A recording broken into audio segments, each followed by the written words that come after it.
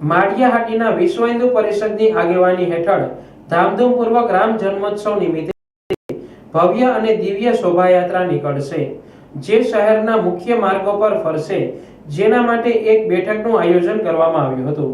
સમગ્ર શહેરને ધજા પતાકા અને રામ નામથી અયોધ્યા બનાવવાની હાકલ કરી હતી. શોભાયાત્રામાં જોડાવા સમસ્ત સનાતનીઓને અપીલ કરવામાં આવી હતી.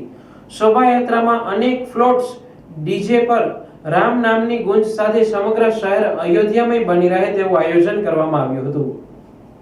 આ તકે મળેલ બેઠકમાં વિશ્વ હિન્દુ પરિષદના સભ્યો, વેપારીઓ, રાજકીય સનાતની આગેવાનો, મહેન્દ્ર ગાંધી, સરપંચ જીતુભાઈ સિસોદિયા સહિત આગેવાનો ઉપસ્થિત રહ્યા હતા. કામરિયા, વિશ્વ હિન્દુ પરિષદ જિલ્લા મંત્રી કેશોદ.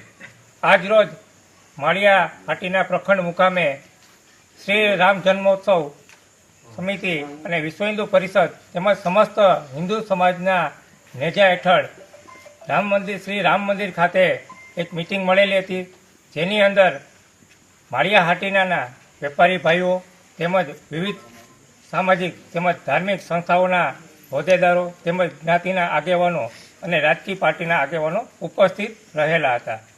આ મિટિંગનો ધ્યેય એક જ કે શ્રી રામ જન્મોત્સવના દિવસે તારીખ 6/4/2025 અને રવિવારના દિવસે પરમ કૃપાળુ પરમાત્મા પ્રભુ શ્રી રામની ભવ્યથી ભવ્ય શોભાયાત્રા માળિયાહાટીના ગામની અંદર નીકળે અને એકતાનું પ્રતીક સાબિત કરે તે માટે વિશ્વ હિન્દુ પરિષદ દ્વારા એક સરસ મજાનું આયોજન કરેલું હતું, જેમાં વિવિધ પ્રકારના ફ્લોટો અને તેમજ ગામની અંદર મુખ્ય રસ્તા ઉપર ઠંડા પીણાના શરબતોના સ્ટોલ ને એવા આયોજન કરી અને માળિયાહાટીનામાં સારામાં સારી શોભાયાત્રા નીકળે તે માટેનું આયોજન આ બેઠકની અંદર કરેલું.